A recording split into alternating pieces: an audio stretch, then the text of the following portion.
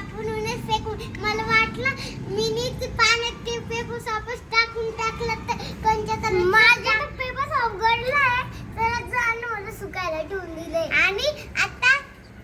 मी पाणी फेकून टाकीन आता बघा उगून टाकलं झाड आता सर मी तुला याच्याने काय होतं काय करते ते अरे 2 मिनिट तिकडे तरी चल तू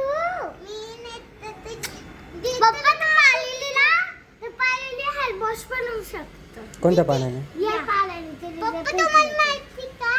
सांग तुम्ही हे का टाकलं त्याच्यावर कारण की फुल आले नाही मी मोहरी टाकली होती आपलं ते असत ना हे असतं ते गोल गोल आणि काळा कलर ते टाकलं होतं का तू हां ते टाकून